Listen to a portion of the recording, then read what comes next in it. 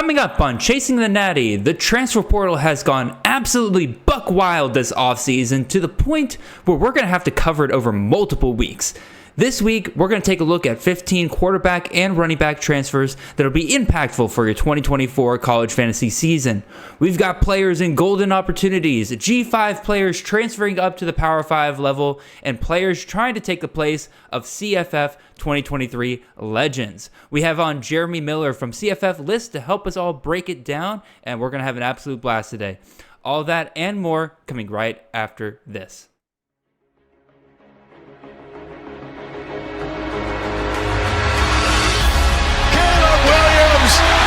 Cutting, mesmerizing run by the quarterback. Marvin Harrison Jr. touchdown. Marvelous Ball next to the end zone, dropped in for Franklin. A majestic touchdown. This is Chasing the Natty, a college fantasy football podcast.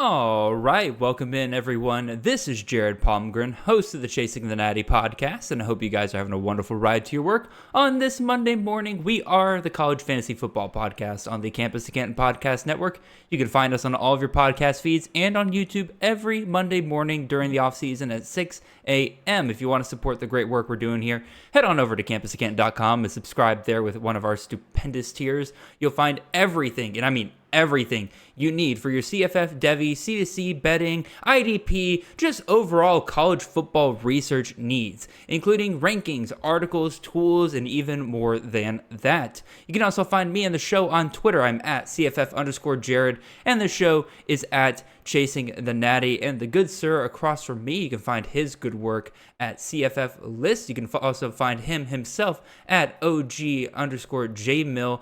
It is Jeremy Miller, aka J Mill from CFF List. Jay, how you doing, man?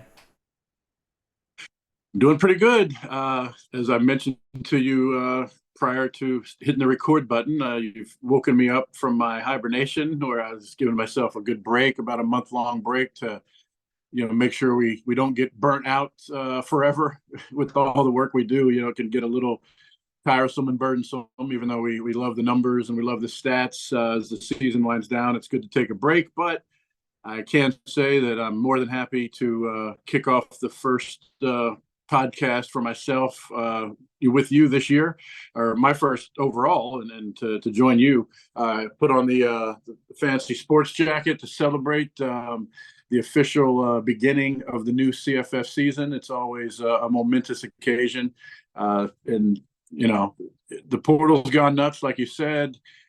Surprisingly, from what I saw, there aren't as many really good, solid moves as you would think so far. But that's what we're going to explain to people, I guess, as we work through our list today.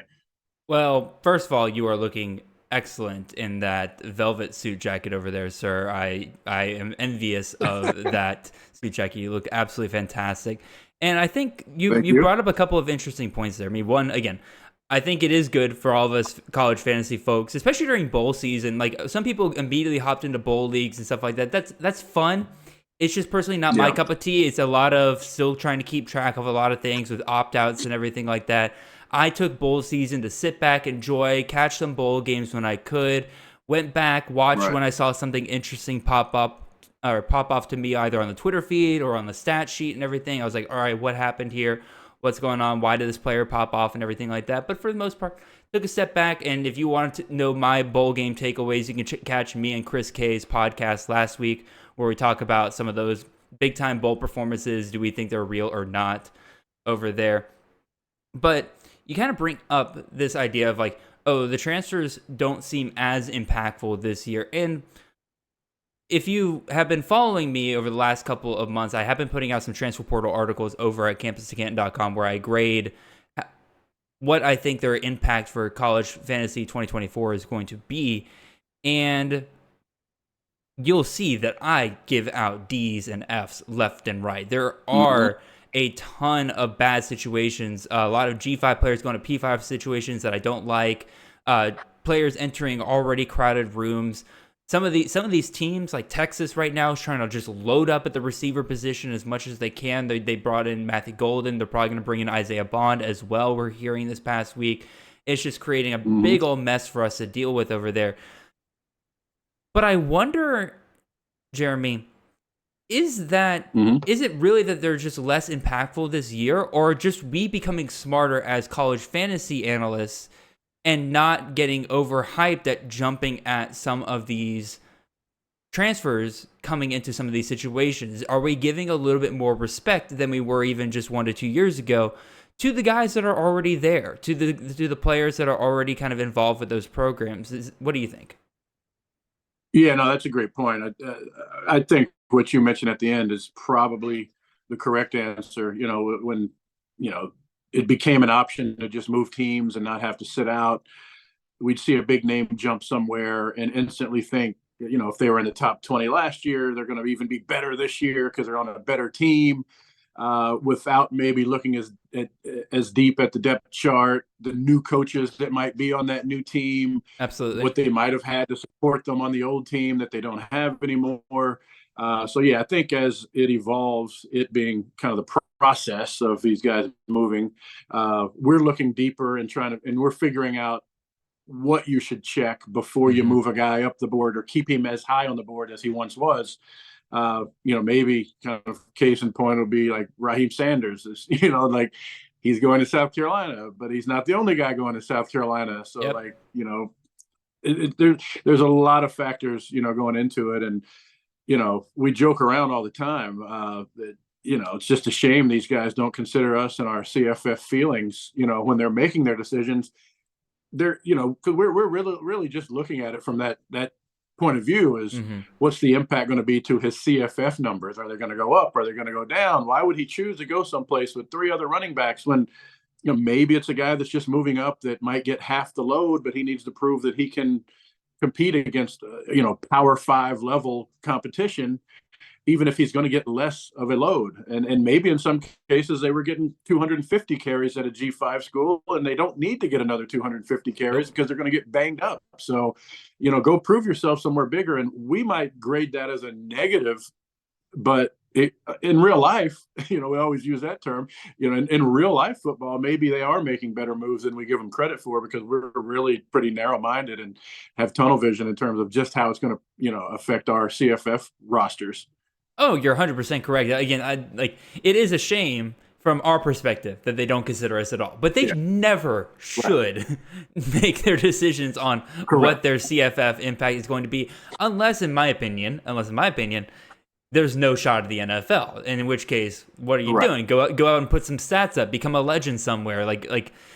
Then Marquez Cooper going to Ball State last year, right? Like he understood he's not going to go to the Power 5 level and really do much there. He's not going to make that jump like that. So he's stuck with the MAC. And again, he had a good season for Ball State, but he had a better chance of actually becoming a legend there than going off to Colorado and becoming a complete non-factor last year or something like that. Right. Yeah, exactly. But it is interesting though to see which direction these guys choose to go. That if they're going to remain the superstar, or go prove themselves, against what's considered to be better competition. Oh, I've been making the joke all off season already about how it's like, again, you have there's 2 really types of college fantasy, right? Like there's CFF, us, like putting up college production, and then you have the Devy side where again you're trying to project how they go to the NFL. It's so funny how those two go against each other. So when a player goes from the G5 to the P5, all the Devy guys are like, yes, this is awesome. They're going to have their opportunity to showcase for the NFL, versus all of us CFL players like, no, why would you do this? And then it's the opposite. When a P5 player goes to G5, they're like, that's a death nail for his Devy value. Us CFF guys are like, big fish, small pond, let's go. Anyway. Yeah, exactly. So, but you gave me an assignment. We've now kind of narrowed down some of the guys we think could have a bigger impact than others. So for sure. Kind of looking forward to this. Yeah, absolutely. Again, we're going to talk Yeah, yeah. quarterbacks and running backs here today. We had to split this into multiple weeks here, y'all, because like there's just too much to cover. My articles are already, I think if I added up all the minutes that the Campus Chem website says in terms of how long it would take you to read my 3 articles, and I got more in the chamber ready to go, it would take you over an hour to read through all of my analysis according to that metric. So just gives you an idea of how many guys are out there, how many people we could talk about. But we're going to have 15 guys that we'll talk about here. I believe it's 8 quarterbacks and 7 running backs and tons of like wide variety of different guys and situations to talk about here. And we'll get right to that. But first I need to go through a couple of announcements, just a little mid podcast spiel here for just a couple of things. One, make sure you keep an eye out on the Chasing the Natty podcast feed. We got the first episode of Defending the Natty, a college fantasy dynasty podcast. That'll be me and Nate Marquise doing that once a month right there. Again, it's just going to be us. It's going to be chill. No video product with it right now and everything. It's just going to be podcasts. And it's just going to be Nate and I kind of shooting the crap. Again, we both love college fantasy, dynasty leagues and everything. There's not really a great place to talk extensively about that, so that's where we're going to do it right there. We're going to be discussing kind of the state of college fantasy dynasty leagues right now with the transfer portal, with all that craziness going on. How does your strategy change over the next coming years? Because you can't really depend on guys being in the same place really more than 2 years at a time at this point. So that's going to be a great discussion. We're going to talk about the 2023 freshman class, all those guys, how do they perform, who's actually valuable moving forward. So it's going to be a great time over there. And then another great announcement. Again, I was excited to announce this on last week's podcast. We got t-shirts. We got Chasing the Natty t-shirts over at the Campus Canton store. Again, they're about $25 over there. Great quality t-shirts. I still got mine coming in the mail here relatively soon. I'm excited to have that because the moment that I have it, I will be wearing it on the show. It's going to be an absolute blast. So yeah, go check that out. It's a great way to directly support the show over there. And you can look really good in a black t-shirt with the Chasing Natty logo on it. So go check it out. All right, J-Mill, let's get into some of these players here, and we'll start with the quarterbacks. And all right, we got to start with the one that I think is like, for us in the college fantasy realm, this could not have worked out any better. Dillon Gabriel, quarterback out of Oklahoma, going over to Oregon. Like I said, could not have worked out any better. Dillon Gabriel has been a top 24 QB the last 2 years. He's QB 24 in 2022 at Oklahoma. Probably going to finish a little bit higher if he stayed healthy. Actually, if I remember correctly, I did the math, and he would have finished in the top 10 last year if he had stayed healthy. Finished as a QB2 at Oklahoma this year in 2023. So it's just an absolute monster. And just a couple years ago, he was on pace to be the QB2 at UCF. So his skill set just fits college fantasy. He's the guy that you're going to invest in every single year. And it helps he's going to Oregon, which has just been phenomenal across the board for college fantasy. Bo Nix was a QB1 in 2022. He's QB5 this year. So just back-to-back years of just putting up tons of points. Oregon taking no names. They should be in for another really good year this year. And Will Stein, their offensive coordinator, he's only been there 1 year at Oregon this past year where he made Bo Nix as a QB5. Well, at UTSA, he was able to make Frank Harris the QB6 the year before. So just overall, if this fails, it's going to be an anomaly. Everything's coming together. You got the great quarterback, great offensive coordinator, great team and culture in terms of what they like to do for their quarterback. How does this fail, Jeremy? Can you see a path to this failing? No. I was going to use the term plug and play. Like if there's any transfer that you could say is just a plug and play, it's going to be ready to go. I think this would be it. The only thing, is if you start digging into like just bad chemistry, guys not getting along, but you don't hear any of those things out of Oregon. It seems to be, pleasant environment for the kids. Like who wouldn't be happy with, all the bonus items they're getting at Oregon. Yeah. And he's proven also that, he can move from one school to another and get the job done. That's an important note. With the COVID, the extra year for COVID, him being injured, if you ever thought of a player that you're shocked to still be around, it's Dillon Gabriel.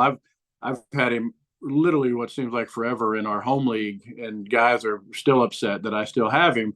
I had him at UCF in the initial glory days where he won me, a championship in our dynasty league, where he was averaging 30 something points per game.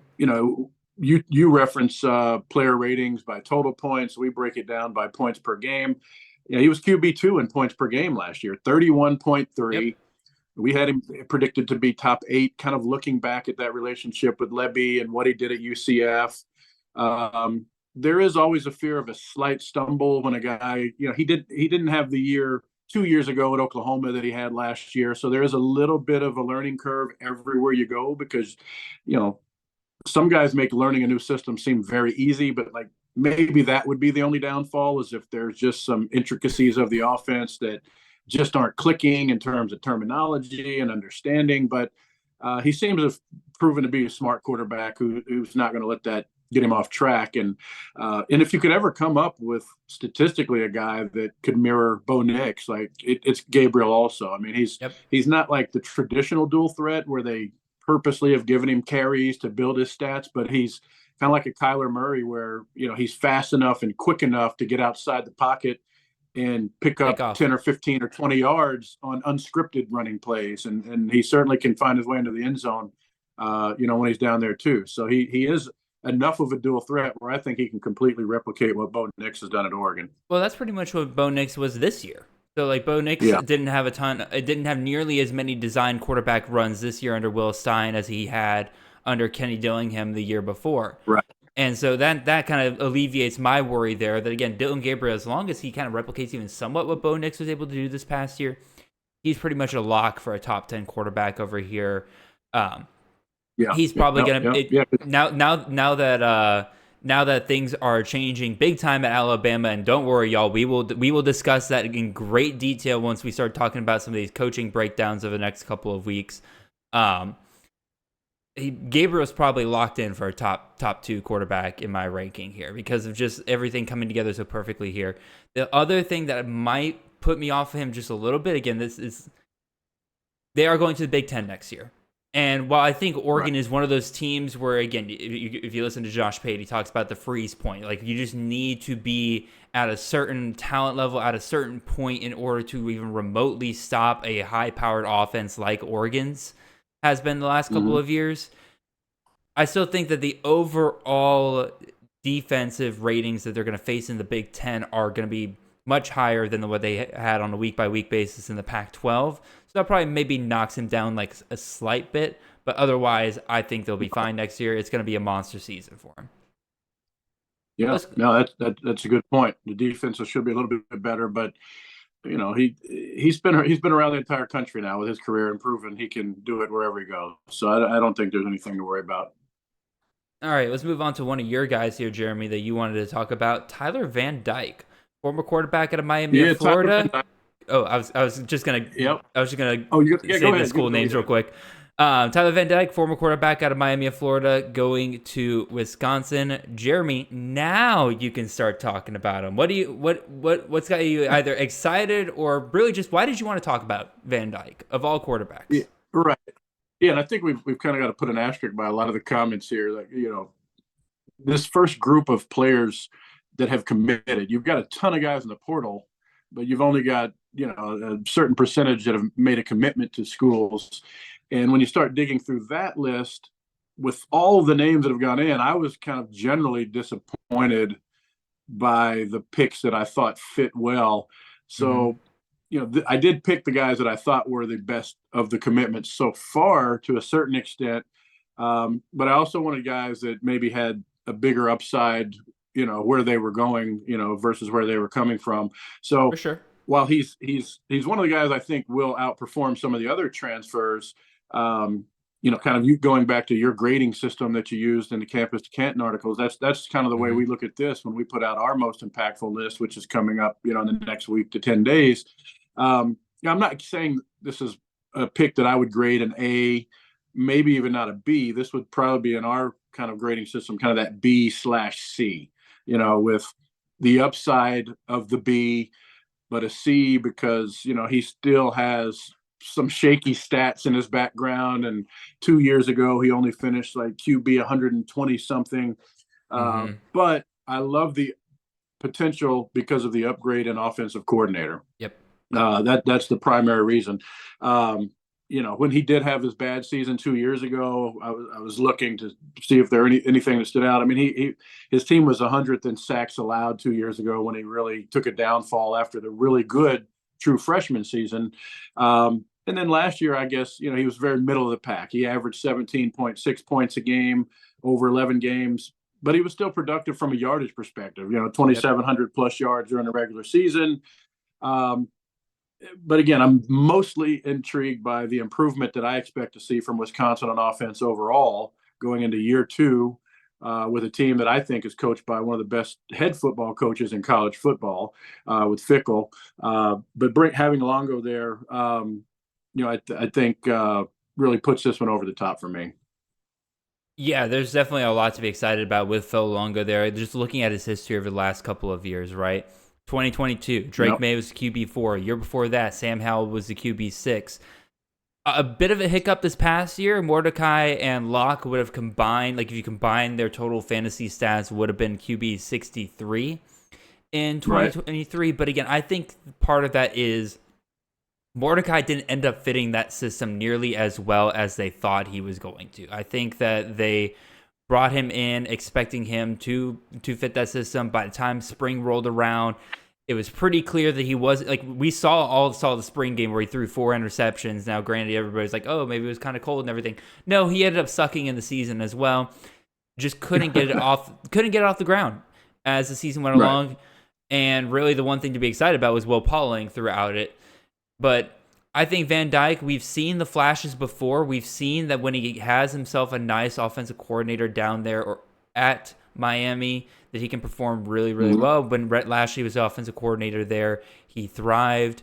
And so I'm excited to see what he can do there at Wisconsin for sure. You're talking about grades. I give this a C because, again, the rushing ability, he hasn't really shown it as much as like Sam Howell or Drake May, so I think that kind of dings him a little bit compared to those guys. But like you said, C is where I kind of put the guys where I'm hesitant, but I see the upside, and I wouldn't mind taking them in the mid rounds just to see what I can get out of them. So, and definitely a guy that you want to, put him in the category of guys that you look for the most updates on during spring practices. Absolutely. He's in that category where you're going to definitely keep an eye on him because there is the potential for a really big upside there with the dairy raid. Yeah, absolutely. And if it starts coming out again like it did with Mordecai last year where things are struggling and everything, then you know very quickly, all right, back off. Let's not do this again. All righty. Right. Next quarterback up here, let's go talk about Will Howard, former quarterback at Kansas State, heading over to Ohio State. I feel like Will Howard's getting a lot of unnecessary hate because people are just so used to Ohio State having an elite quarterback between the years of Justin Fields and CJ Stroud that all of a sudden people are like, oh, Will Howard, he's not a typical Ohio State quarterback. Why? Because he didn't have a 5-star next to him when he was in high school? No. Right. Will Howard is a very experienced quarterback for the last couple of years, has grown a ton since he first started last year. Some people were saying like, oh, he couldn't even beat out Adrian Martinez. Granted, Adrian Martinez, very bad quarterback. But at the same time, like, guys make big jumps, and we saw a huge jump from Will Howard this past year. In 2022, if Howard had played the entire season, he would have finished his QB 46. This past year, healthy the whole season, played the whole season, finished his QB 12. Actually, that's not even true. Right. He didn't even play the whole season because there was that one weird stretch where Avery Johnson was getting a lot of carries, even though Will Howard was kind of being thrown in there every once in a while. So he could have finished even higher if he played the full season. Now, where is he going? What's going on here? Obviously, he's going to Ohio State. What have they done in terms of college fantasy the last couple of years? Well, you got to love what you see there. Again, Justin Fields was an absolute monster for Ryan Day in that offense when he was there. And then CJ Stroud, his 2 years, finished as QB 13 in 2021, QB 17 in 2022. So very consistent, high floor quarterbacks coming out of Ohio State until this past year. Kyle McCord finishes QB 52. The entire offense really took a step back. I believe they went from third in yards per game in 2022 to like 45th this past year. So very big hit from the offense. That definitely needs to be figured out. It's why, like, again, going back to the grading system, I gave this a B rather than A. If Kyle McCord had been coming off a great year, I'd be putting Will Howard at an A or a B easily there, or at an A easily. But I'm putting it at a B because I still like the system. I still think that this Ohio State team can take off. They have some really, really good weapons coming back. Obviously, Emeka Egbuka being a really big one returning. You get Carnell Tate in year 2. Brandon Inniss is coming up as well. Maybe Jeremiah Smith, if you believe he's the second coming of Jesus, like some people seem to think that he is. A lot of great options for Will Howard. I think he'll be well taken care of in this system. And the other thing that really I think will kind of put him above what Kyle McCord was able to do last year is that he's going to add a rushing dynamic that really wasn't an option at all with Kyle McCord last year. It's not even because some people are like, oh, Ryan Day won't let his QBs run. Last year, even if he wanted to, Kyle McCord was not going to be a rushing QB for that Ohio State offense. It's just not in his skill set. Will Howard, we've seen him run for 400 yards just this past year. He'll be able to run if Ryan Day lets him. It's just a matter of if Ryan Day lets him. I actually think he will be able to run this year. I think that Ryan Day saw that, especially in big games, letting your quarterback run like C.J. Stroud did against Georgia does give you an extra option there. I think that kind of opened his eyes up a little bit to the idea like, hey, I can let my quarterback kind of take things into his own hands at times, and I don't have to really worry about them all that much getting hurt there, especially when, again, Will Howard's great, but hopefully Ohio State, again, this is a little bit of indictment on you if this is not the case, but you got Devin Brown and Lincoln Kienholz back there. Lincoln Kienholz being in his second year, Devin Brown in his third year. Like, if Will Howard runs and he does get hurt, obviously we don't want that, but Devin Brown should be able to step up at that point and kind of take over for you.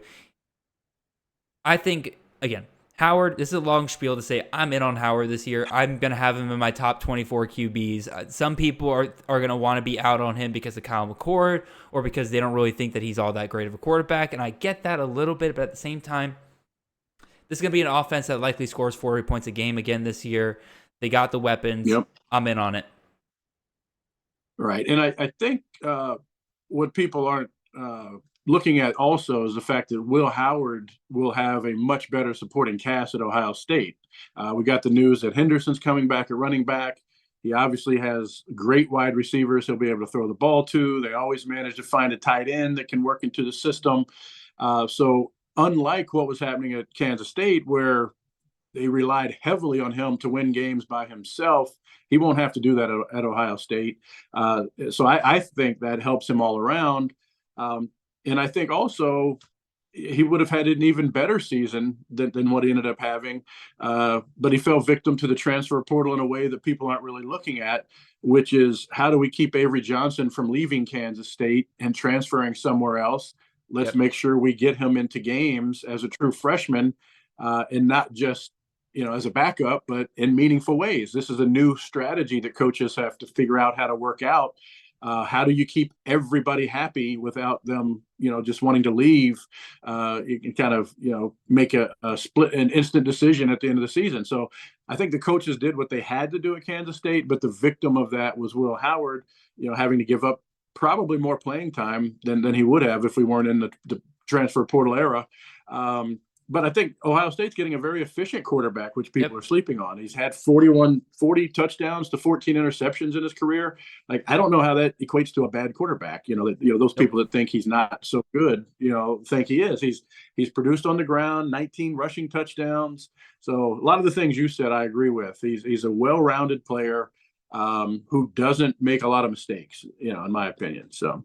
I'll back it up real quick to one of the things you said there. I kind of find a little interesting because you're talking about, again, he's going to have a great supporting cast around him. Two incredible running backs in Travion Henderson and now Quinshon Judkins and everything like that. A lot of times in CFF, you want the guy that everything's put on. You want the guy that is going to touch the ball every single time because he's going to have to win their team games. So because of that dynamic now at Ohio State, where he doesn't have to be the guy that wins Ohio State every single game, does that actually hurt him in fantasy? What do you think of that kind of devil's advocate argument?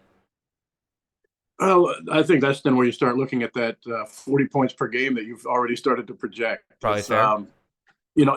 if he's in that situation, the team that wasn't, as high powered as Ohio State, to the highest degree, that's probably more of a factor. But in this, I used to get caught up in not wanting Alabama players for that exact same reason. But I've kind of slowly come around to the fact that, well, everybody's kind of going to get their share, in that type of on that type of a team. So you don't necessarily have to be as scared that it's going to get spread out too much. You're going to have guys at every position capable of having big games because they're beating teams 52-6 or 43-10, Yep. and that probably equates to 2 passing touchdowns and maybe a running touchdown every other game, for the quarterback.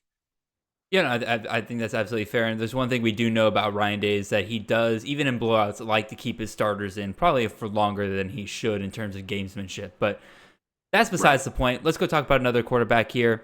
One of the guys you wanted to talk about here, Jay Mill, Tyler Shuck, former quarterback at Texas Tech and Oregon, now headed over to Jeff Brom and Louisville. What is the skinny here, Jeremy? What are you excited about? What are you not excited about here, potentially? Well, first, I'll just give Tyler Shuck credit for being a guy who picks really good systems when he's going to go play football. We got excited about, Texas Tech when the Western Kentucky staff, went over there to kind of, keep them the pass-heavy team they've always been. He's had some ups and downs, primarily due to injury, so we haven't really seen kind of his full capability, I think. But I guess to kind of just give everything a fresh reset. He's making the move to Louisville, where I think regardless of what happened last year with Louisville shifting to a more heavy run offense because they had to, they're going to get back, and I think to, what Brome really likes to do, which is air the ball out. And he's proven to be a very good, quarterback whisperer, quarterback teacher. So, I think Shuck has done another good job of moving to a system that can work well for him. And as long as he can stay injury free, I think sky's the limit in terms of his fantasy ability. Brome is consistently in the top, 20, at least top 25 in team passing stats, with the exception of last year where they made it known that we just don't have the personnel to do what we normally would do. So I think that was an anomaly. They shift back to the pass heavy, like I said, and Tyler Shuck, if he can stay healthy, is one of those guys that I'm also kind of giving that B/C grade because of the potential upside.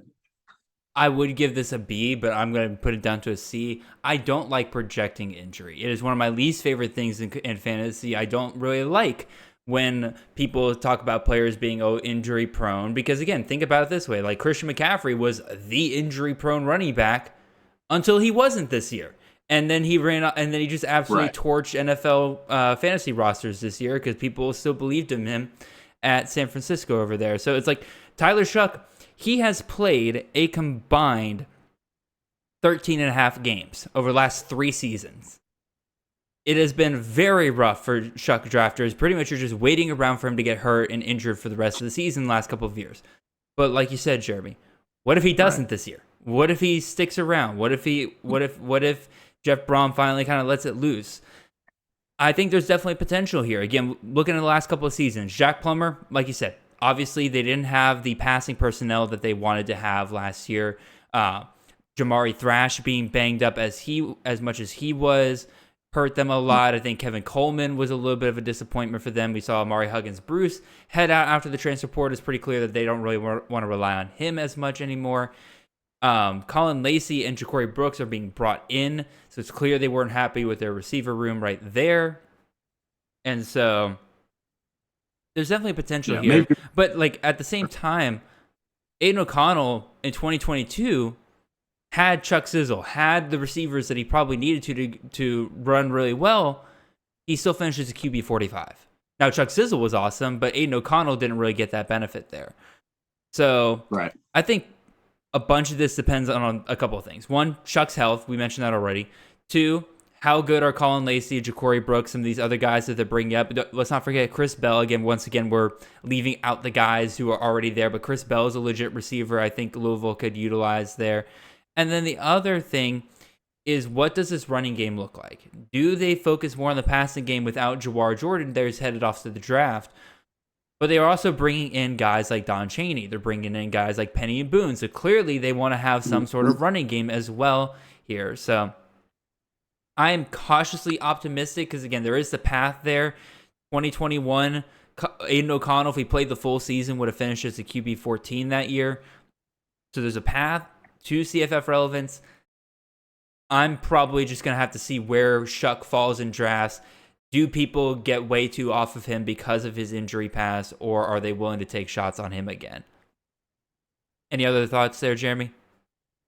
Yeah, I think, let's also keep everything relative. Like I said, when we started the quarterback discussion, I'm not saying, I'm excited about him because I think he's necessarily a top 20 or even top 25 quarterback, but there is still a lot of value in quarterbacks that are top 40, top 50 range. And I think he's definitely got the potential to be kind of in that 40 to 50 range, which, would make a great, quarterback 3, potentially even, make it into your lineup as your second, quarterback in leagues that start 2 quarterbacks. So, again, we're going to be cautious with all of these, keep an eye on their progress through spring, but, certainly among the guys that have committed, he's still at the top of my list in terms of his potential.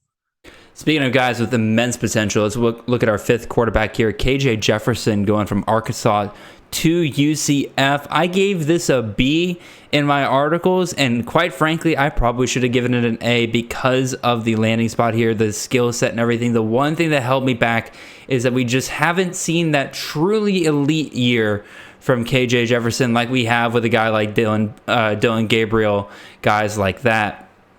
But let's look at the history here with KJ Jefferson. QB 45 this past year, even under Dan Enos. It was a horrendous year on offense for Arkansas, but the fact that he still finished in the top 50 was honestly a minor miracle. Previous 2 years, Jefferson was extremely consistent. Quarterback 26 in 2022, quarterback 25 in 2021. So a clear CFF quarterback option. There's a reason why he's been taking the 4th and 5th rounds this past year. Even with Dan Enos being hired offensive coordinator, probably should have paid a little bit more attention to that.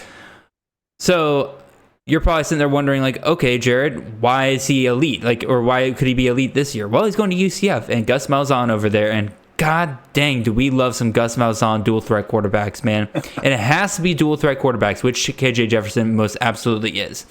This past year, right, in 2023, John Rice Plumlee, before he got hurt, was on pace to be the QB 10 if he was able to play all 12 of his games. The year before, John Rice Plumlee finished as a quarterback 16. And then the year before that, I mentioned this earlier in the podcast with Dylan Gabriel.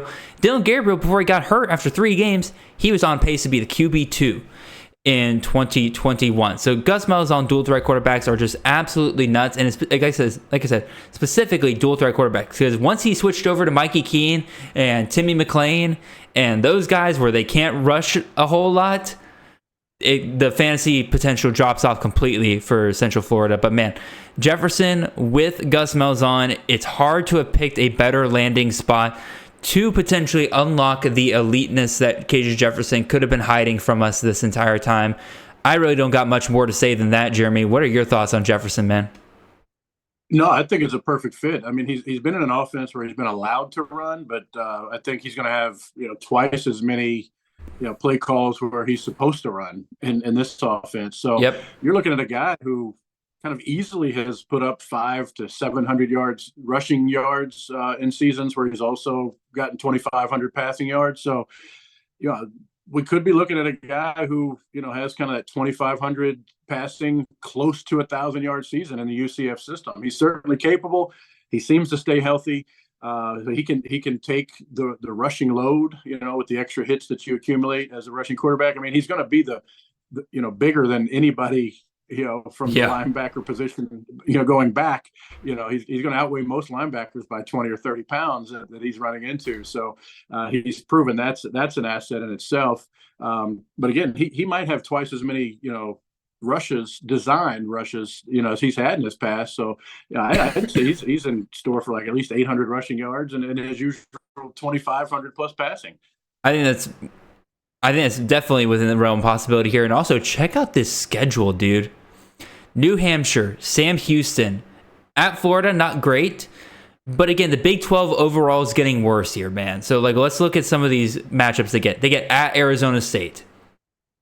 They get at Iowa State, at TCU, Arizona, BYU, Utah, Colorado, Cincinnati, West Virginia. Those are pretty much every one of those except for maybe Utah. I'd be super comfortable starting KJ Jefferson in. I think that those all have potential to be high-scoring games depending on what some of those teams are able to bring back on the defense, specifically guys like Cincinnati, maybe West Virginia as well. So I think Jefferson's in for a huge year. I probably will have him on my top 10 quarterbacks, and I don't typically like having transfers that high in my rankings, but this is just too good of a situation here. All right. Yeah, and you were. That's fun. That's fun to see the turnaround because while a lot of us were really high on him in this past season and had him in the top 20 for preseason last year, you were one of the naysayers. I think. You weren't saying he was a bad quarterback pick in the mid rounds, but you were kind of. You had your eyes wide open to those of us who were picking him in the top 10 rounds, and thinking that might be a little too early. Now you're saying the opposite, which is kind of the fun part of the transfer portal, how a guy can. Switch to the positive side, with an upgrade in a system that's perfect for him, which I think you have here. No, yeah, absolutely. All right, let's keep it moving here. Let's go talk about another guy you want to talk about here, Jeremy. Grayson McCall, former quarterback out of Coastal Carolina, been there for a couple of years. Finally, it seems, has the grades to actually transfer out like he couldn't last year. Ends up at NC's. Yeah, that's pretty much what happened. He didn't have the grades to go anywhere. That's a shame. He's head over to NC State, Robert Anae's offensive system over there. Jeremy, what's got you interested in Grayson McCall here? His track record, and the fact that I think he's one of those guys that's been at the Group of Five level who has proven, not just when you look at the numbers, but when you watch him play. A lot of these guys to us, sadly, are just the numbers we see on the sheet because there's no way we could possibly watch the 1,000 players we end up ranking at the end of the day. But he's a guy who's been in the limelight since Coastal's had one of the better G5 records consistently, 2 and 3 years ago. So we've got to watch him perform, and you can see that, he's not just a guy that was in a system producing stats. He was a real football player. To me, the fact that, he's moving up and he's got a coach, coordinating the offense like Anae, it seems like it could be a very similar fit as Brennan Armstrong, even from the Virginia days, where, you were looking at 30 points per game. I was surprised when I looked back to remind myself of his stats that he hasn't rushed quite as much as I thought. I always got the feel he, got a few more of his points from running the ball, but, it's been a little less than I thought. But the fact that he had back-to-back years of 24 points, and even though he fell to 18, I'm going to write that off to the new coaching staff, and again, not having quite as much of the structure and all-around talent that he'd had in the past. But I think NC State's doing some good things. Great offensive coordinator for his skill set, and again, I think I kind of see the second coming of the Armstrong heyday with Grayson McCall going over there. Oh, I'm going to absolutely be taking McCall in the mid rounds. This feels like a very good situation here. Very, like you said, very similar to Brennan Armstrong's skill set here. I think you can slide right in there. Obviously, with Robert Anae, there's been a great history. But like you said, McCall's got a good history too. Previous 2 years, in 2022, he was on pace for the QB 36 before getting hurt to end the year. And then in 2021, he finished as the QB 35, but would have been top 20 if he didn't miss his last 2 games there. So that kind of gives you an idea as to his potential there. This past year, finished as a QB 48. Like you mentioned, just downgrade at head coach from Jamie Chadwell to Tim Beck. McCall wanted to get out of there last year, but like I said, kind of alluded to earlier, he had some things preventing him from leaving. Now he can. Goes to Robert Anae. Robert Anae last year, for as much as it seemed like Brennan Armstrong was a disappointment, him and Morris, if you combine their 2 stats, they would have been QB 32 last year. So that's still pretty solid for a college fantasy quarterback. Now, it's not elite. It's not what Brennan Armstrong did in 2021 when Brennan Armstrong was the 3rd quarterback overall, but there's still plenty of room for eliteness here. Again, that's why I'm going to be very comfortable taking McCall in the mid rounds. He'll probably be right around my QB 24. I'll be, again, as a second quarterback off the board, just shooting for upside. If I grabbed a guy like Caden Salter in the first round, and then came back with Grayson McCall in like the 5th or 6th round, maybe even 7th round, I'd feel very, very good about the upside of both of those guys right there. Yeah, and I think this year they didn't have a lot of support. We talked about the supporting cast at Ohio State that the guys can, have for them when they're playing quarterback. Yeah, I don't know that a team had to do anything except Keith, whatever the quarterback was doing at NC State this year. The running backs were abysmal. Mm-hmm. I think Armstrong led the team with 148 carries, and the next best, the best running back had 308 yards or something like that. So you really didn't have to focus on anything except what the quarterback was doing there. I'll talk about it a little later. I think they're getting a little bit of an upgrade at running back with Waters. That's a little bit of a tease for the running backs, but I think, there'll be less of an ability to just key on the quarterback this year as well, which will open it up a little bit more for McCall. But then on the upside, it is an offensive coordinator that's not afraid to have some design runs for his quarterback. And I think you see McCall get more of those design runs, kind of like I mentioned with Jefferson. He's going to play for a coordinator that looks for the quarterback to run and puts him in situations where he wants him to run rather than one like we said with Gabriel just happens to get his yards when he's scrambling. You'll see more of the design runs from McCall this year too. So that's another reason to be excited. That is one thing I need to do a little bit of research in when I have time this offseason. It was actually an idea first brought to me by Parker Fleming when he did one of the draft specials with me last year. And it's the idea of what's actually worth more, a scramble or a design run. In his idea, in his mind, a scramble is actually worth a little bit more if you're trying to get yards per play there, because a lot of times a scramble comes when you're off script, your defense is not expecting it, and so there's an opportunity for them to make a big play on a scramble versus a designed quarterback run. Most of the times, those aren't meant to gain big yards; they're just kind of meant along the same lines as as a just a regular handoff or a rushing play. You're trying to get 3-4 yards. Anything after that is bonus. So right, and I think the answer is probably a little bit of, you want a guy that has the ability to scramble, and if he's a guy who gets designated, scripted carries, then maybe you get a bonus with that. But that's where college is totally different than the NFL also, because sacks will count against a quarterback. So when I mentioned Van Dyke earlier and his really bad season 2 years ago, if you're sacked 100 times, that's probably 300 yards that you're losing over the course of a season. That could be positive yards and 3 or 4 extra points if you weren't getting sacked as often in every game. So, it's kind of one of the categories we don't look at a ton, but looking at the returning linemen and how many sacks they gave up, let's get Parker on that too. Yeah, sounds good. I'll hit him up at one point. It could be a good research project. Yeah, it'll be fun. Let's go to this next quarterback. This is like the ultimate. My head is scrambled eggs trying to figure out how high am I on this dude next year, and if it's a mistake. Malachi Nelson, former 5-star quarterback at USC, transfers out after 1 year. Talked to a couple people. There's rumors that he just wasn't quite living up to that 5-star pedigree, top quarterback in the draft class or in the recruiting class pedigree there.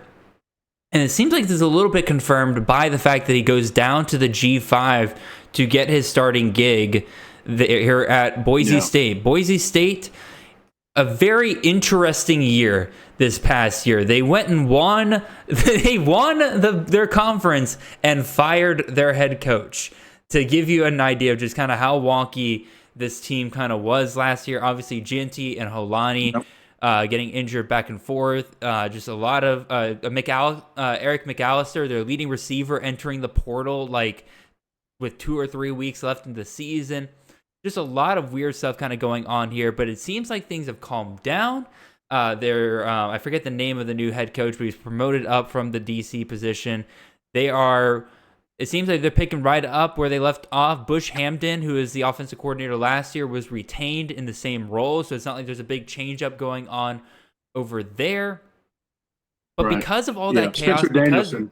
Was it Spencer Danielson? Spencer Danielson's the head coach, Thank you. I appreciate you for that, Jeremy. Good Lord. Because of all that chaos, and because they had two really different quarterbacks going last year between Taylor Green and Max Madsen there, it's really hard to kind of gauge what are they going to do with Malachi Nelson. And it also doesn't help the fact we haven't seen that much of Malachi Nelson. The Right. most we've seen from Malachi Nelson in college is the USC spring game, and you know for a fact they're not going to give you what they actually plan on doing with him in that setting. So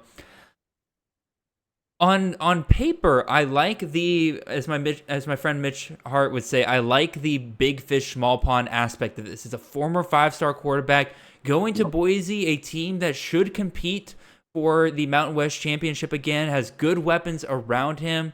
Obviously, with Ashton GNT, we all love him to death, but then you also have Prince Strawn, who was pretty solid last year. Latrell Capel should be coming back again this year. They're bringing in Cam Camper from Indiana. That should help out there as well. I think they're in the market for another wide receiver or two there, so they're going to help him out here. It's just, Yeah. I don't know where I'm going to value him because I just don't know enough about Nelson at this point. Jeremy, what are your thoughts here, man? Do you have like a gauge No, as to what you're going to do with Nelson? I'm as intrigued as you are. I'll say that. I mean, I love that you had him on the list. He was close to being, one of the guys I threw on there when you said to give you a short list of my own. The only reason I didn't is because of the fact we haven't really seen him play in a real game, it's like you mentioned. So at a certain point, you have to also trust that 24/7 and Rivals and the guys ranking high school recruits that know even more about that aspect of it than we do, they typically do get it right with the high rank guys. They've got a good success rate. They are successful for a reason. So the thing that I like that's most intriguing is his move down. Again, big fish, small pond. There's nothing that tells me he can't compete against the caliber of players he'll be on the team with and playing against. So I honestly, like yourself, really can't imagine anybody beating him out. No. If to kind of use that combined point total of quarterbacks like you've been doing with a few of the others we talked about, when I added up quickly, it looks like the two quarterbacks from Boise combined still for 280 points at least.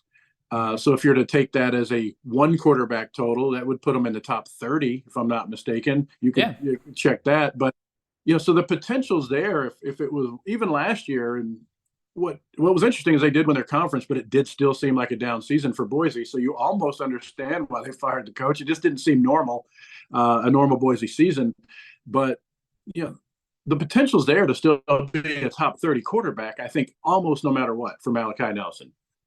I'm doing the math real quick just to see in total points. Yeah, what those two. Oh shoot! Yeah. This is more than I thought it was. Yeah, this is yeah, interesting. Exactly.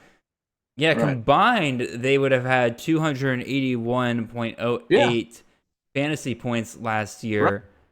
That would have put him in the top 24. That would have put him just ahead. That would have put him just ahead of Jack Starr. Now, is that a perfect comparison? No. Again, we have Taylor Green, who's a very different quarterback than Max Madsen. And you got Max Madsen, who's a very different quarterback than Taylor Green. I don't really know which style Nelson's probably going to favor out of those two. I would imagine Nelson's a better passer than Taylor Green, and I would hope he's a little bit better runner than Max Madsen was. So we'll see how that goes. But that's a very intriguing point. I didn't think to do that on this scenario, but because of how different those two quarterbacks are. But you had been doing it on the other, so I figured I'd take a little bit of your strategy and kind of combine those two. And because I didn't recall going into this that Madsen had as many points as he did. So then when you mentioned him, I was well, let's see what they have together, and it's actually like a pretty surprising number. So the potential's there if they just use one quarterback. And again, thinking to the portal, why would they use both quarterbacks last year? These new strategies now is how do we keep two quarterbacks happy so one doesn't jet at the end of the season? Well, I think you've got this is a bit of a different scenario because Taylor Green's legitimately a horrible passer. I fear for Arkansas next year because of his inability to pass the ball. So, so I think they had to move over to Madsen at one point because of Taylor Green's inability to rush or inability to throw the ball, and then Madsen got hurt, so they had to go back to Taylor Green. Right. So I think the way we look at this coming out of spring is if Malachi Nelson isn't the starting quarterback, then Madsen is probably a top 25 quarterback himself, because that means he beat out probably a hell of an athlete to earn that job. So um, I think that's the way you got to look at it, because I can't see Nelson not winning the job. So if I was gonna say, Madsen does, I think you just put out a scenario that would make Nelson managers just absolutely want to off themselves if Madsen beat out Nelson coming out of the spring. There's just you cut Nelson on all your rosters if that's the case. Yeah, and I think I've got him on one. So I'll have to keep a sharp eye out on this. So, all right. All right, let's go to our last quarterback here. This is one I think you and I disagree on, Jeremy, and I'm curious. I'm curious to hear this back and forth here, because I gave this man an F. It's a little bit of a fly, but like I like it. Let's talk some Flyers here. Mitch Griffiths, Wake Forest to Marshall. On paper, it seems like a very blah, but you are excited about this. Tell us why, Jeremy. I'm excited. One, I am a Marshall homer, as some know that watch us. My son played there, and I tend to have a little bit of extra insight.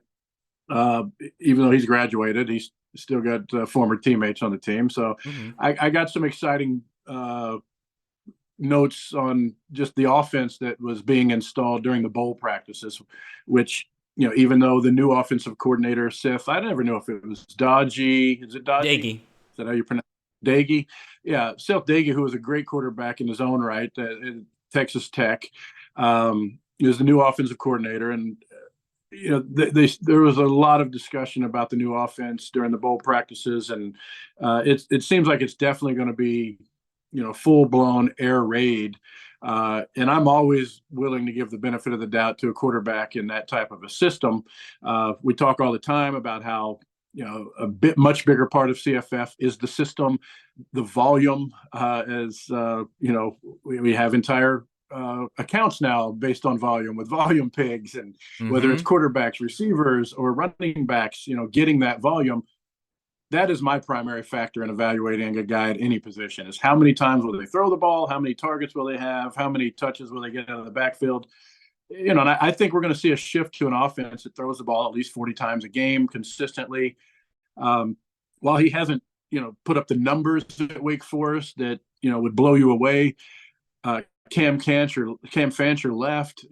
He was more of a dual threat. That's another indication to me that the offense is shifting, because why else would you have wanted to leave? You had a good opportunity. You only left to go to Florida Atlantic, which wasn't a move up. It's more of a lateral move. So, I think that's another indicator that the system will be bright. I know your doubts are largely in part to his ability. They also brought in Braylon Braxton from Tulsa, but I think Griffith's experience, helps him win the job here. He's another guy that, when looking, Wake Forest was even worse than, Miami 2 years ago. They were 129th in sacks allowed this year with 49. So I think, not having to run around like a chicken with his head cut off, helps Griffith stay calm and composed. And again, this is my flyer pick, my extra bonus pick to keep an eye on. Not one that, again, I'm even going to put in the top 50, to be honest. But out of the remaining guys on the list, I thought, he's got an intriguing situation in front of him. And if he can come out of spring as the clear starter, he's definitely going to have the volume from what I've heard. And he's on my radar. So I wanted to put him on other people's radars. Yeah, as long as Griffith stays really, really late in drafts, I don't blame people for taking a shot on here. Again, we love systems here. You got Seth Daggy, who is apparently going to implement that air raid like you talked about there. I'm a little skeptical of how well he's going to do that in year one, because we've seen offensive coordinators sometimes take 2 years to really kind of get their systems going. But like you said, they were doing it during the bowl game, or during the bowl practices, so they got a bit of a head start there. But he's also never called plays before. Sure. Which I was interested in, because I was like, all right, what has he done before? He was a tight ends coach at Purdue before this point, so again, he hasn't called plays before, so something to keep an eye out on there. But at the very least, it seems like Marshall is kind of selling some guys on this system. They're bringing in some nice receivers. That was one thing I kind of was looking at. I was like, all right, who is Griffiths going to throw to? Because I don't really like any of the receivers that Marshall had beforehand. But they bring in Elijah Metcalf from Middle Tennessee, which is a pretty nice pickup. Tyshawn Chapman, again, another big fish, small pond kind of situation there. former 4-star wide receiver from UNC, going down here to Marshall. I think that's an interesting one. So he's got guys to throw to. The problem is that, again, Mitch Griffis, you can blame it on the offensive line and everything this past year, but he is kind of a turnover machine. 7 interceptions and 9 touchdowns this past year. I can't find his fumble numbers, but I remember I have a Wake Forest friend. My Wake Forest friend was just tearing his hair out with the number of fumbles that Mitch Griffis was dealing with throughout this past season. So I'm skeptical. I don't really love the talent of Mitch Griffis, and maybe it's a little bit of me sitting here being burnt by being so high on him last year. Like yourself, I was very excited to see Elijah Metcalf make the move also, because when I refer to a lateral move, I'm talking about a guy who kind of either stays at the P5 level and makes a move to another P5 team, or maybe like Cam Fancher, Marshall's quarterback, he made the move to Florida Atlantic. I look at guys that are making those types of moves, more because of the offense that they want to be in, that will highlight their skills. So when I saw somebody like Elijah Metcalf make the move to Marshall, who definitely needed a big upgrade in the receiver position, that got me a little more excited that, okay, they're going to shift the offense. Not to mention, who are they losing? Rasheen Ali. Yep. Their last 4-year run of just having great running backs that produce really good fantasy numbers might be at an end also. So I think you're seeing the shift to kind of Ethan Payne train. Honestly, Jared, I think this is a better offense though, because Ethan Payne is a good receiver. So I think cool. You're going to see an offense that's actually even better suited for him. He's not a flashy runner, but he's a great football player, hard-nosed, and he can catch. So when you saw him being used by Marshall, he was either getting 4 yards up the middle, or he was catching a swing pass out of the backfield for 8 to 12 yards, which is I think going to be perfectly suited for what they're going to do. Or he can stay in and protect the quarterback, because he's a really good blocker. So I think those pieces are in place. And again, the big asterisk is I follow Marshall a little closer, and sometimes I want them to be a little better than they might end up being. So it's all pie in the sky for me here. No, it's totally good. Again, it's interesting bringing up some of these guys pretty early on here and everything. That's what people really like to hear. Again, people know the big names. We're going to talk about the big names, obviously. We're not going to sweep those under the rugs, but people love it when you bring in guys that they just never really considered going into next year. Let's go talk about some running backs here, J Mill. We are going long on time, so let's keep this moving. Yep. Quinshon Judkins going from Ole Miss to Ohio State, and the entire CFF world cries, sobs, because this seemed like a match made in heaven at first, until TreVeyon Henderson comes back for another year, which is so disappointing on many levels for both the CFF and the Devy world, because Devy players were really hoping TreVeyon would go out, be the clear RB1 in this draft class for running backs, in a very weak running back class. He's gonna struggle next year. Jeremy, did you just have hearts come out of your hand? I heard about that. What? That's what? That's awesome. I heard about that. Anyway, there's also something you can do, like you can do balloons somehow, some way too. I didn't know that until the other day. I didn't do it on purpose. I know you did. That's why I was so confused. Right. That's wow. I'm keeping that in. So that's Zoom. Incredible. We have to find all the hand signals for Zoom now. There's another one that make pop up. I thought it was something like this, but we'll figure that out, Jared. I did not know that. That just took me off guard greatly. Anyway, back to college fantasy. Anyway, Judkins was going to be a top 10 running back, in my opinion, at Ohio State this year. Again, they went more bell cow with TreVeyon Henderson to kind of finish the year last year. Had himself a really, really nice run to finish the year. He would have been probably top 15, if not top 10 running back, had he performed the way he did in the back half of the season, the front half of the season, before he got hurt then. But now, with Judkins and Henderson there, I'm not touching either of these guys really anywhere in the top rounds. The only thing I'd be willing to do is, again, best ball, I'd be kind of okay with it. Or, and this is kind of the pessimistic, a little bit of asshole side of this here and everything. You don't like projecting injury, but maybe you draft Judkins and just kind of wait around for Henderson to get hurt again, and then you see where you can go from with there. But Jeremy, are you in the same boat as me, where this is just kind of depressing all around. Yeah, this is the example we were talking about at the beginning of the show where, this just isn't good for college fantasy football.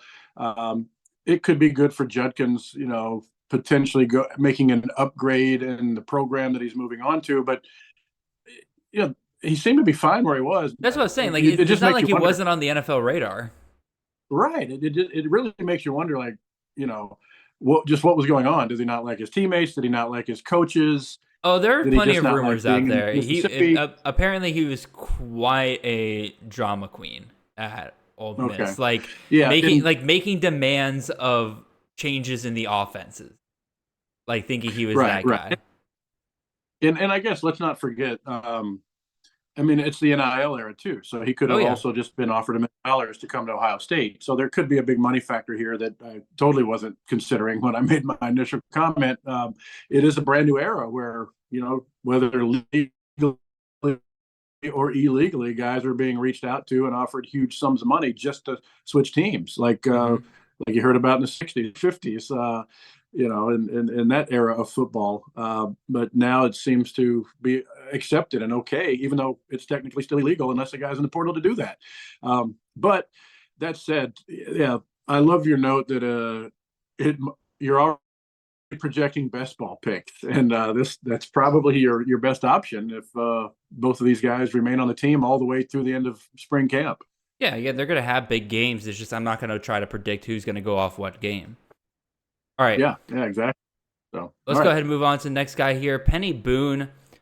This is interesting. It's one of those classic G5 guy moving up to the Power 4, not going to a big-time program, but the kind of that mid-tier Power 4 program here at Louisville. Louisville's been on a good stretch with Jeff Brom already.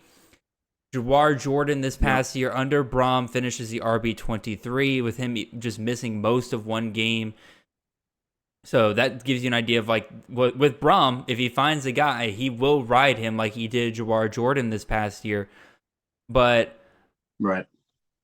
I'll go ahead and throw it over to you, Jeremy. I think you were the one who suggested this topic, so we'll go with you, and then I'll make my case on why I'm a little hesitant here. The running backs, as much as I kind of downplayed the quality so far of the quarterback moves, running back was even harder. I really only want to give you like 3 running backs and had to look hard for a 4th, and wasn't really excited about the guys that have made commitments so far, largely due to multiple guys making commitments to new teams that are the same team. So before I get to the upside, I mean, you have Chaney from Miami that's also chosen to go to Louisville.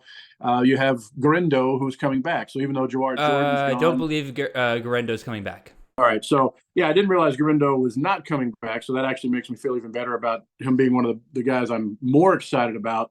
But he finally did this year what we thought he was going to do a couple years ago, but he really got trapped in that one of the worst committees of all time at Toledo 2 years ago. Absolutely. We said to stay away from Toledo running backs again last year, thinking it was going to be a repeat. But I'm really excited about his potential now because he managed to break through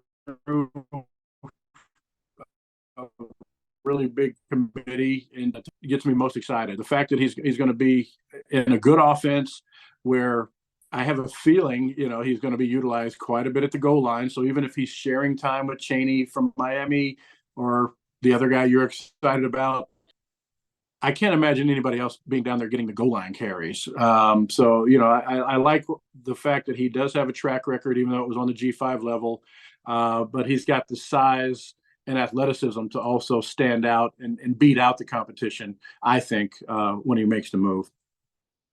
See, I understand the goal line carry argument there. I can definitely see that, but what we saw with Jordan last year is that what really kind of solidified them constantly giving him carries, making sure that he was given as many touches as possible, was the fact that he could just break one at any given point right there, right? Like, he was a smaller guy, 5'9.5", 185 pounds, not. Right. But he could take it to house on any given carry, right?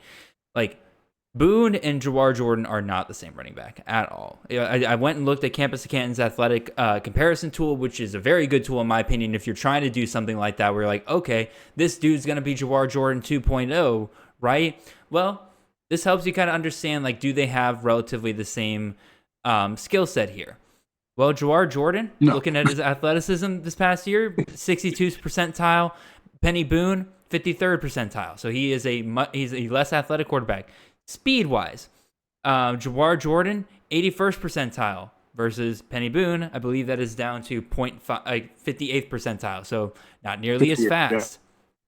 Yeah. And so that tells me, like you said, they're not going to use him the same way that Jordan was. He's probably not going to have that workload when they have guys to rotate in like Don Chaney, who's also a pretty big running back in his own right. So he could be getting goal line carries as well.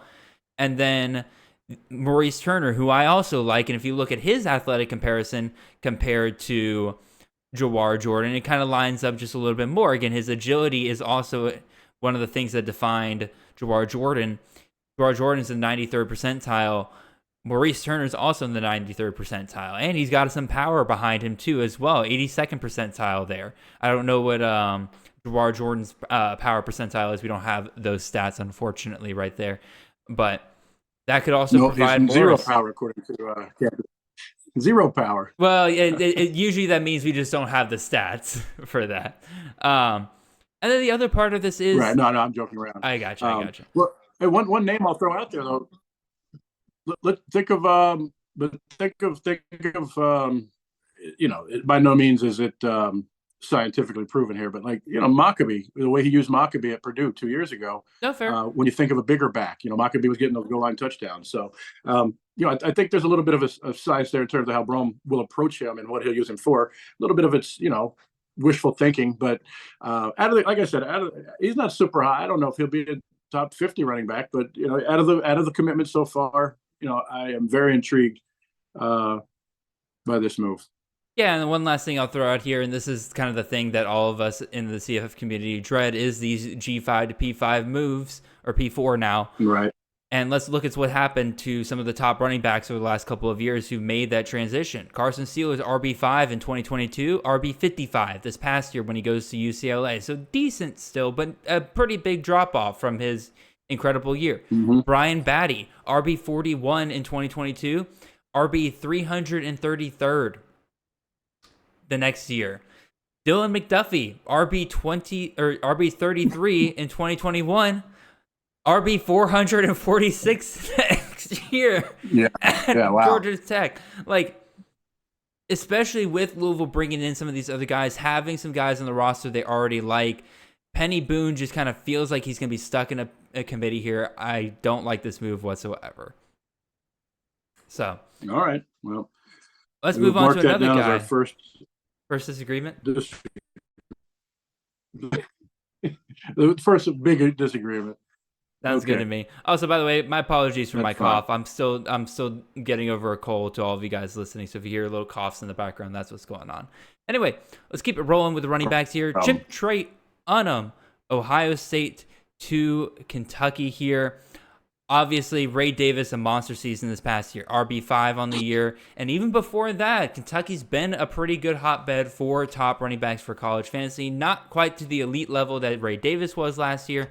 But Chris Rodriguez, 2 years in a row, RB31 in 2022 if he had stayed healthy for the entire year, and then RB32 this past year, or not this past year, the year before that. So Kentucky clearly used to kind of giving it to one guy here, having their own volume pig, as our friend Justin would say there.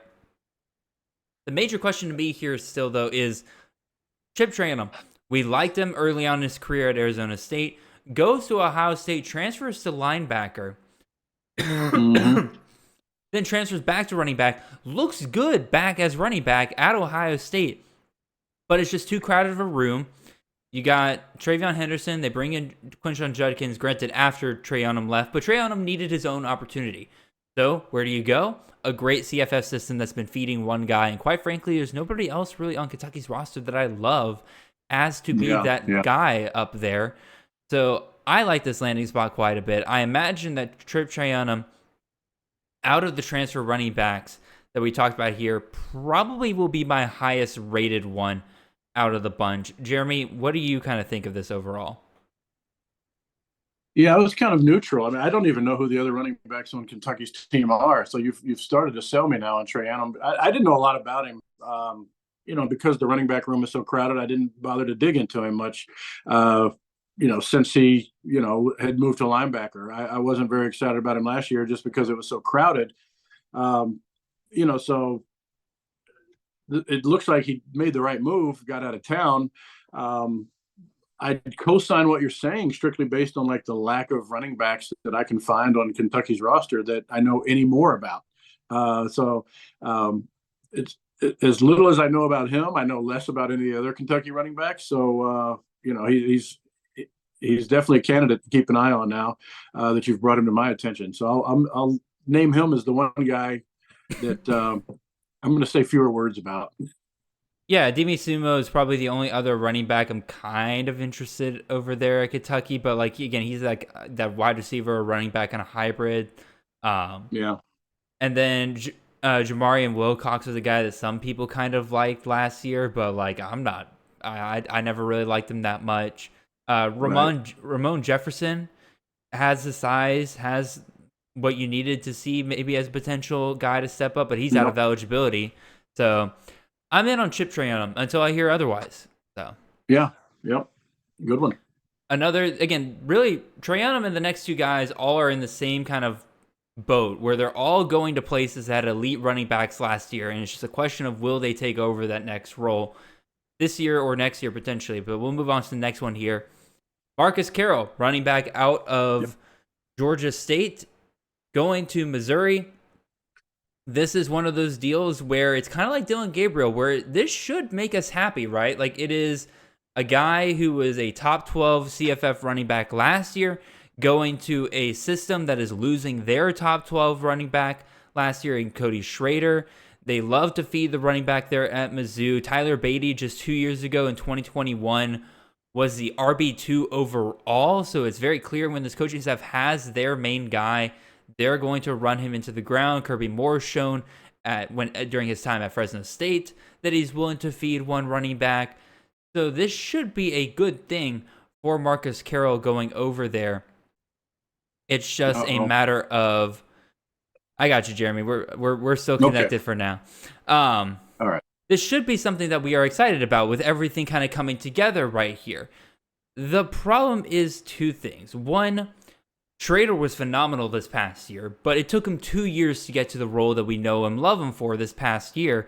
His first year, he was the RB83 overall and was kind of splitting the backfield with Nathaniel Pete and a couple of other guys there, versus this past year, he got it all to himself. Marcus Carroll, I thought, was going to be the one lone running back that Mizzou was going to add this year, but then they go out and grab Nate Noel out of Appalachian State as well, which kind of brings down a little bit of the excitement for Carroll kind of having this all to himself in that backfield. Now, granted, Nate Noel is a smaller guy. He works really well at the G5 level. Got a lot of great volume down there. I don't think that translates nearly as well to the Power 5 level, especially taking on the SEC there, which I think Carroll is a little bit more built to handle that workload than a guy like Noel. But it's something to keep an eye on. Probably going to have Carroll in my RB30 range. Like definitely a guy I'm going to be happy to take in the round 6 through 10 range, depending on how the running back position falls during drafts. But Jeremy, your thoughts on Carroll and this whole situation? Yeah, I like Carroll a lot. And like you mentioned, you drop him down a little bit after you see Nate Noel's also decided to go there. But I think I've mentioned in the past that, if a team's taking multiple guys at a position from the transfer portal, I would hate to be a guy at that position that's on the team currently, because that means that they're not very satisfied with the quality of that position on the current roster. And where their only tool in the past was to recruit over you, now they can go get a transfer over you. So this indicates to me that they're not very happy at all with who is behind Schrader, or they wouldn't have gone out and got both of these guys. But this is one where, similar to McCall, when I mentioned getting to watch him a lot and just understanding how good he is from watching him, for whatever reason, I got to see a lot of Marcus Carroll last year. I think because of the Sun Belt's deal with ESPN now to play on Tuesdays and Wednesdays and Thursdays, there was a lot of Georgia State on TV. And if you didn't get to watch him, I would say go back and watch, his highlights. He's not the flashiest. He doesn't cut a lot. He doesn't make a lot of really quick moves, but he's as hard of a runner as you will see play football. His pad level is incredible. He can get underneath guys that are trying to tackle him to, as they say, fall forward or get tackled forward to get those extra 3 or 4 yards at the end of a play. There probably wasn't a running back that I saw play that I was as impressed with from just a pure toughness standpoint. And I think that can carry over, even though he is moving up a level. He's a big level, into the SEC. But he just seems to be too good of a football player to be contained or not win the job when you're comparing him to a guy like Nate Noel, who I've loved in the past. And we've debated about him as recent as last year, where I think I had him higher than you, Jared. But as much as I love Noel, I just was super impressed with Carroll, and I'm happy to see this move for a guy like him to see, so he can prove that, he's not just a great G5 back. He's one of the guys that I think will be an exception to that transfer rule. Yeah, and again, like this year at running back is so good at the top. There is a ton of guys returning to the schools that they were at, same coaching staff, a lot of excitement to have there. But eventually that does dry up, as it does every single year, and you're going to have to start taking shots a little bit on some guys that are past that point. Carroll's going to be at the very top of my list. Again, like I said, former top 12 running back, going to a school that just produced a top 12 running back for CFF. It's hard to kind of beat a situation like that. All right. Right. And I will say this, if you look at him on paper and see he's 5'10" and 200, he doesn't look like a guy that's only 200. He really, you feel like you're watching a guy with the power he has. It's like 220 pounds. So I was actually shocked when I took that note down. I was expecting to write down a note on how big he was because of how big he plays, in terms of the power that he runs with. So don't be, put off by the fact that he's only 200 pounds. He's got every bit of power that you need behind that to work for you. And I'm sure going to a strength and conditioning program at Mizzou will probably be able to add a little bit more weight on him than he was able to get at Georgia State. Exactly. All right. Another running back here, Mario Anderson, South Carolina to Memphis here. Obviously, Memphis just produced us Blake Watson, top 3 CFF running back this past year. Jeremy, is Mario Anderson, is he the replacement, or are we going to see the Memphis hellscape running back committee that we saw the previous 2 years out of that staff? I think you may see some continued committee.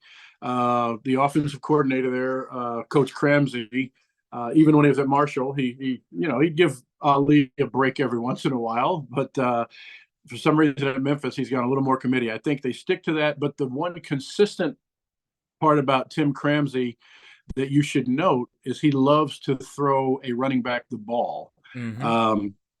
And Anderson had, even though he only had 700 yards rushing last year, he had 22 catches, which stands out to me.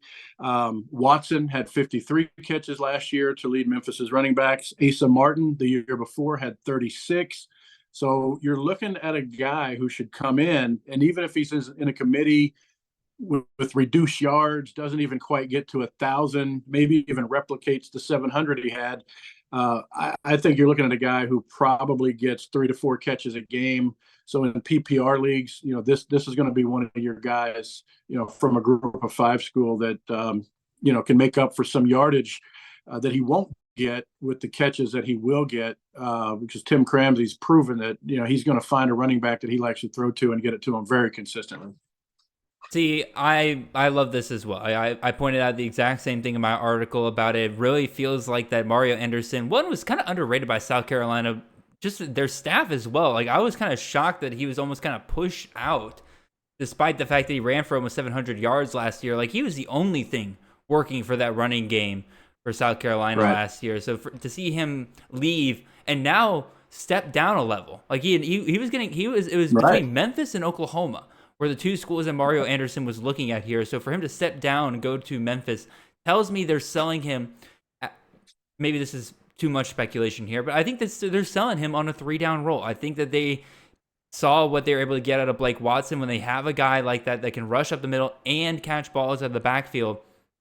Anderson can replicate somewhat of what Watson was able to do. Now, I don't think he's going to do what Watson did last year. I don't think he'll end up being a top 3 back like Watson was this past year. Because again, like you mentioned before, part of it was that Watson had it all to himself. I think Sutton Smith is somebody to keep an eye out for here in the Memphis running back room. He might be somebody that we'll need to see if he's going to cut into Mario Anderson's potential here. But for now, again, getting into that area where, it's not nearly as set in stone.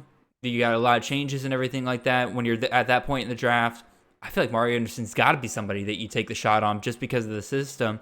And if you're feeling a little queasy about it, go grab Sutton Smith like 10 rounds later. I'm sure he's still going to be on the board for a lot of people. So, Yep. No, I like this one a lot. And, he averaged on the limited carries he had, he still led the team, but he didn't get a ton of carries. Like you said, he still averaged nearly 5 yards a carry in the SEC. So, he's got the potential, to be a he could end up being kind of a top 25, top 30 guy for sure. All righty, let's move on to our last 2 running backs here. How funny of me to put names at the end that we could cover if we had time. Silly me. Anyway, Jaquavius Marks, running back out of Mississippi State, going to USC. He was on fire to start last year. Like, he was like 2 25-point plus games, full bell cow back from Mississippi State, gets hurt after 2 solid weeks, and it was a very much what could have been situation. He was RB5 after those 2 weeks. He's out of Mississippi State. They fire their head coach. They needed to kind of reshape some things over there, and he finds an opportunity to go play for Lincoln Riley over here. And last couple of years, Lincoln Riley running backs, like, we kind of think of them as, okay, that's like a surefire bet in college fantasy, right? Well, not quite as surefire as we thought it was. Now, granted, a lot of this has to do with that Lincoln Riley's running backs just kind of seem to get banged up pretty consistently on a year-by-year basis. But look through the history here. 2021, Kennedy Brooks finished as the RB46, and that was in a really good year for him. He was at a high of RB25 in week 8. But again, he finishes just inside the top 50 there. 2022, Travis Dye finished as the RB51. Although he once again got hurt. He was on pace to be in the top 20 running back for college fantasy that year before he got hurt. And this past year, same story. Marshawn Lloyd finishes right in that same range, RB51. But if he played all 12 games, he would have finished as the RB28. So, like, that tells me that as much as some of these Lincoln Riley running backs have some kind of, not abysmal finishes, but kind of lesser than finishes compared to how we think about them, it really is just a matter of health. Like, these guys, if they stay healthy, will be good assets to own. And I think Jaquavius Marks will slide right into what he wants to do there. The big thing is Marks is coming off injury. Again, he pretty much ended his campaign early with his injury. He played in most of his games, but you could tell he just wasn't the same running back that he was to start the season. Very clearly hampered. They had nobody else to go to. So as long as he stays healthy, I'm liking this spot at USC. Jeremy, your thoughts, man? Yeah, I'm just gun shy about taking a Riley running back in fantasy football. I think Marshawn Lloyd last year is the peak. I think kind of finishing in the high 40s, low 50s is as good as it's going to get for a Lincoln Riley running back. He can find a guy he leans on for a few games, but, he's the ultimate. He and his offensive coordinators, which I think funnels through him anyways, is really the ultimate, running back by committee methodology coach. He might lean on a guy and they get hurt, like you mentioned, but I think it's more by design. I think I think he's trying not to overuse them, and then somehow they end up hurt anyways. I'm not even sure how that happens that way, because he's trying to keep them safe and they don't. But you mentioned Kennedy Brooks, like at points per game 2 years ago at Oklahoma, he was 60th and with 15, which isn't bad. Again, if you're in deep leagues, and guys in the top 50 aren't bad to have on your roster as a third or fourth running back. But I really think USC running backs are prime every year for just best ball, because they're going to have some big games. They're the most unpredictable group, in college football to me, is like which USC running back will have a breakout game this week or this season. Who knows? So I love Marks as a player, and I think he improved his stock greatly overall in real life this year.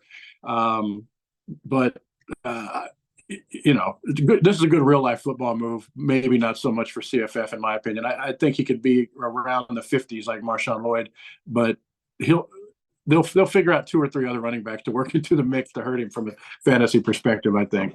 Yeah, Quentin Joyner is a pretty good running back they got over there as well, so I would imagine that he probably gets added in. I'll be real, I wouldn't be surprised if they added another one from the transfer portal, just kind of given their track record before. All right, last guy we'll talk about here is another J-Mill special, is a guy that I wasn't really planning on talking about, but J-Mill you really want to talk about, and I think there's a little bit of interesting ideas to be discussed here with him, so we're definitely going to talk about him here. Jordan Waters, the former running back out of Duke, heading over to NC State. He finishes the RB43 this past year.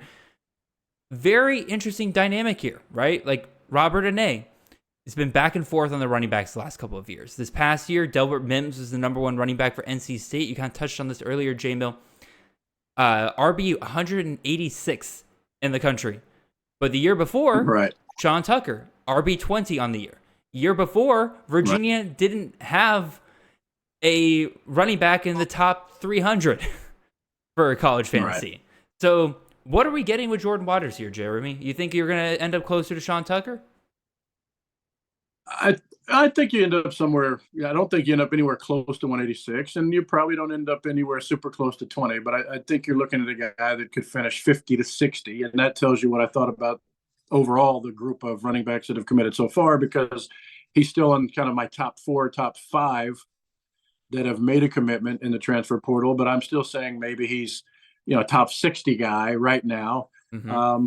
And I'm going to give him the benefit of the doubt of having a solid track record, being in a shared role at Duke. The other side of that is you could say, well, if he was that good, why didn't he just win the job outright in Duke? I don't know.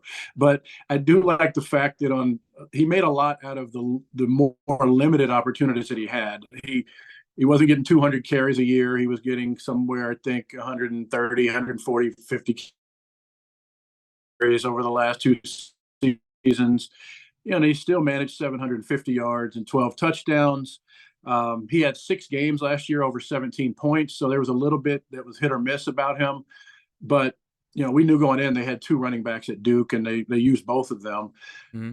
And this is a case where, again, I just don't know any of these other guys on the NC State roster. And, we'll start digging deeper as we get into spring battles and looking at who's making some noise and who guys are truly competing with. But as a first go-round, he jumps out because I don't know of any other running back on the team that's going to steal carries from him like, it was happening at Duke.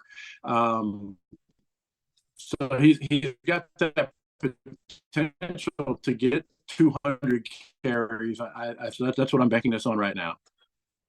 No, and I totally could see that. Again, as you mentioned there, like there's not much competition. They lose Delbert Mims. They lose Michael Allen, who's a running back that I kind of liked over there. He went to UNLV. That's kind of an interesting one right there.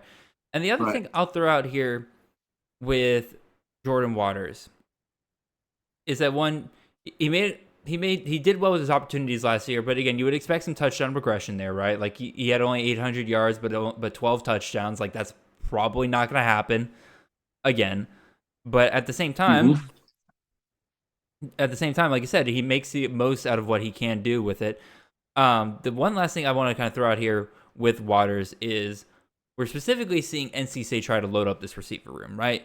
Kevin Concepcion was like their only real pass-catching option they had at times last year, which actually makes me a little worried about him this year, given the fact they're adding guys like Wesley Grimes, who myself, Nate Marquise, a lot of us liked for years at Wake Forest.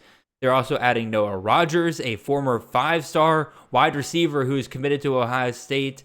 He's coming home to NC State. They got 3 good options at receiver. You mentioned before, Grayson McCall, very efficient quarterback. They might pass the ball 40 times a game because that's just where their strength is. They got a ton of great pass catching options. It's just a matter of, can Waters take advantage of that with him only having at most 16 catches in a year for his production. So maybe we see an uptick. Not sure. We'll see. Right. Yeah, and that's where, again, I'm trying to do a quick look at kind of even how many carries they had, or running plays they had last year, just to put it in a little more perspective here. Yeah, I mean, they had 478 last year. They've got the same offense coordinator. I hear exactly what you're saying. They're probably going to throw the ball more this year, but if they're at 400 carries, I could, with the lack of names on the roster, I'm still banking on the fact that he's going to be a 200 carry guy that could at least get you to 1,000 yards. I agree. 12 touchdowns, probably not, but 1,000 for 8 touchdowns is kind of the very early preliminary look that I'm going to give for Jordan Waters. So with that, he makes it amazingly to the top 5 of the running backs that have signed so far, in my opinion. So I think it's very interesting. Again, it's probably going to be a guy available later in your drafts, and I'll probably take a quick look at him, see where I find him in my rankings. Alrighty. Right. Jeremy, we're at the end here, man. We're going long. I'll try to wrap this up relatively quickly, but don't worry. I'll make sure you get your opportunity to talk about what you guys are planning over the next couple of weeks. I just want to throw out a few names here that we didn't get to talk about, but I just want to throw the names out there for people that they're aware of them. AJ Duffy, Florida State, going to San Diego State at quarterback. DJ Uiagalelei going from Oregon State to Florida State. DeQuan Finn going from Toledo to Baylor. Riley Leonard, the quarterback out of Duke, going to Notre Dame. Tyree Walker, the running back out of Oklahoma, the walk-on running back, I might add, heading to Wisconsin, so something to keep an eye on there. George Pettaway, the former 4-star running back out of North Carolina, headed to James Madison. And then Raheem Sanders, the running back out of Arkansas, former top 2 draft capital running back, heading to South Carolina, going from one middling SEC team with bad O-line problems to another middling SEC team with bad O-line problems. Sanders, what are you doing, man? I don't understand. All right. Let's wrap this up, Jeremy. Again, we could talk for 3 hours about this, and shoot, there are some guys I just listed off there that warranted 5-10 minute discussions on them just by themselves here. But really glad that you're able to hop on here, man. Again, I know it's early in the year, January, a lot of things still going on. We're getting ready for the the third annual Way Too Early CFF mock draft special, bringing all of you guys in. You and Willie B will be partaking in that. You and I are actually, y'all and me are like right next to each other in the draft order, so that should be a ton of fun. We'll have that out by the end of the month, and that'll really kick off the start of the CFF 2024 season, really kind of getting everybody geared up for that.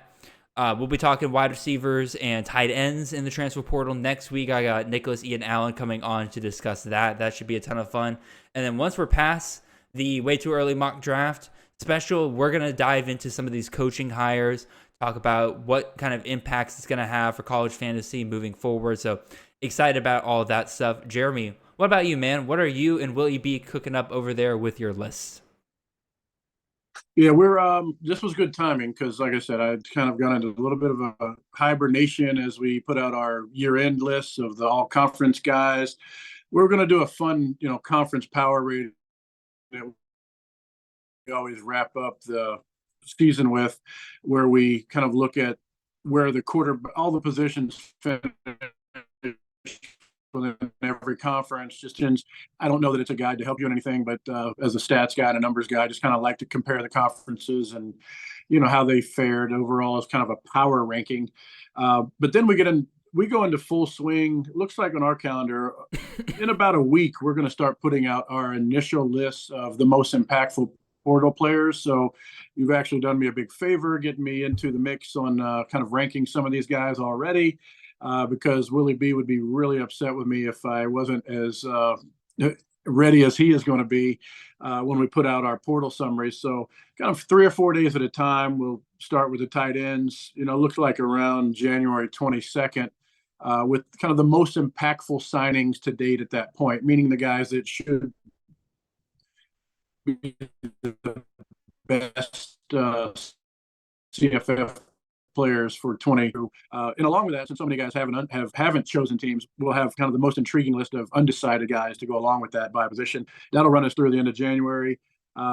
Then we'll start looking at the initial freshman list, kind of middle of February, and then we'll roll into all the battles to watch during spring for March and April. So we just kind of ramp up gradually around this time.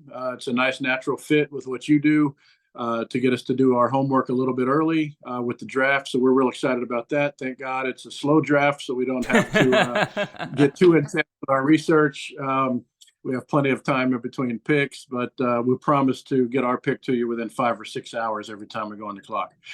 Yeah, no problem there whatsoever. Again, we're going to have a great time with that.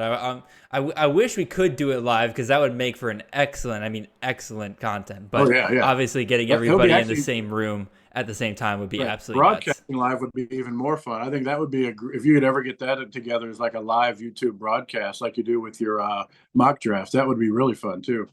Yeah, the problem is just fitting 12 people and 12 or more people, because some people are teaming up like you and Willie B. 12 or more people into the same Zoom call would be nuts. So Jared, you always need content. Get 10 of your followers to do their own version live on YouTube and see how they compare to the quote experts and how we end up. Well, if you're listening and you're interested in doing that, hit me up in the DMs at CFF_Jared. We'll see what we can do. It'd be fun. All right. But otherwise, just catch us at CFF Lists on Twitter. We'll be there. Yep, absolutely. Go check out their content. They are amazing. They've been doing this for a couple years now, and they have been absolutely rocking it. Speaking of rocking it, you guys are rocking it by listening to the show, and I really appreciate you guys. We are headed out, and I'll see you guys next week when we discuss wide receivers. Until then, have a wonderful and blessed week. See you. Trying to get the hearts.